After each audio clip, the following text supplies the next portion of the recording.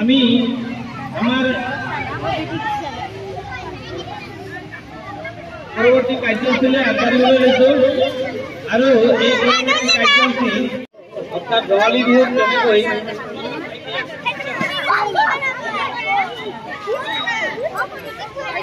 ৰঙালী বিহু কেনেকৈ এই সাত বিহু উৎসৱ নিয়াৰ কাৰণে তেখেতসকলক আৰু প্ৰচাৰ মাধ্যমত প্ৰচাৰ কৰাৰ কাৰণে তেখেতসকলক আমি আমন্ত্ৰণ কৰি আনি আছো। গৰু সন্ধিয়া যেতিয়া আমি গোহালিলৈ গৰুক লৈ আহো তেতিয়া কি কৰা হয়? ইডাল বান্ধি দিয়া হয়। ইডালৰ নাম কি? পঘা। লাও বেঙেনা খাই যা বছৰে বছৰে বাঢ়ি যা, লাও বেঙেনা খাই যা বছৰে বছৰে বাঢ়ি যা।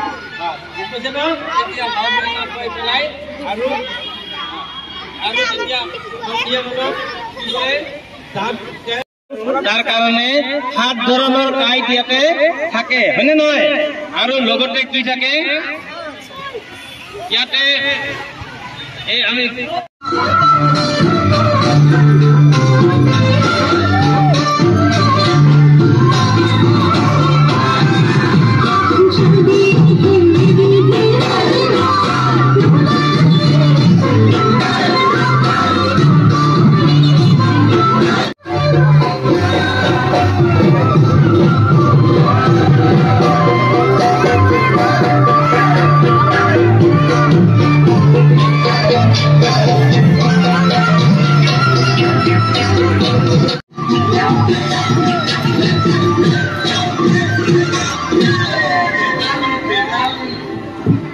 নমস্কাৰ।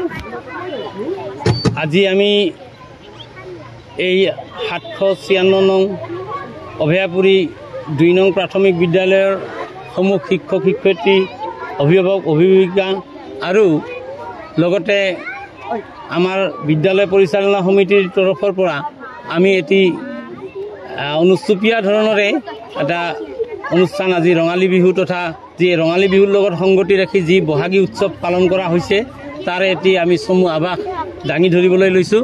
আমি ছাত্ৰ ছাত্ৰীসকলে আজি দেখা গৈছে যে তেখেতসকলে ৰঙালী বিহু বুলিলে কেৱল মঞ্চ এখন সাজি পেলাই তাতে ল'ৰা ছোৱালীবিলাকে নাচ গান কৰা ইত্যাদি আৰু মঞ্চ ইত্যাদিত শিল্পীসকলক মাতি আনি অনুষ্ঠান কৰাটোৱে তেওঁলোকে এইখিনি সীমাবদ্ধ বুলি ভাবে।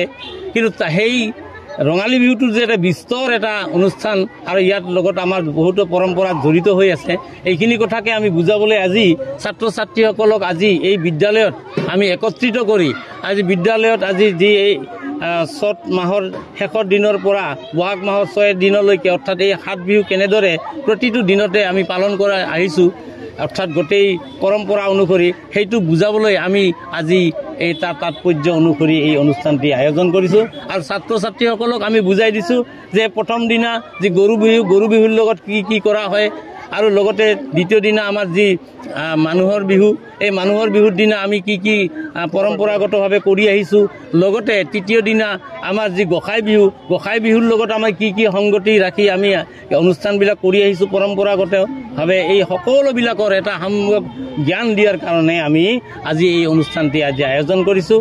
কিন্তু যিহেতুকে এই সমস্ত অনুষ্ঠানবিলাকে সম্পূৰ্ণভাৱে বিস্তৰভাৱে কৰিবলৈ হ'লে বহুত সময় লাগে।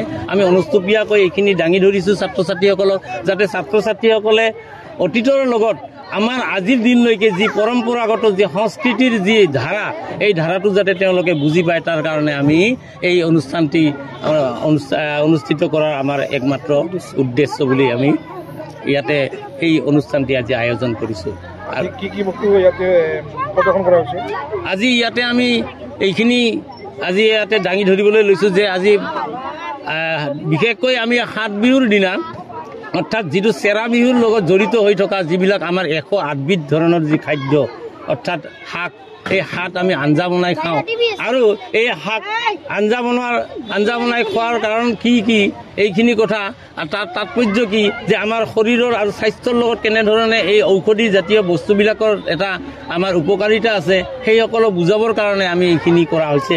লগতে বিহুত যি জাক দিয়া আৰু গৰুৰ লগত যি গৰুবিলাকক যি আমি হালধি আৰু লগতে যি লাও বেঙেনা ইত্যাদি খুৱাই আমি গৰুবিলাকক যি আমি শ্ৰদ্ধা সন্মান সেৱা জনাওঁ, তাৰো তাৎপৰ্য ইত্যাদিবিলাক বুজোৱাৰ কাৰণেই আমি আজি এইখিনি আজি ইয়াতে আয়োজন কৰা হৈছে।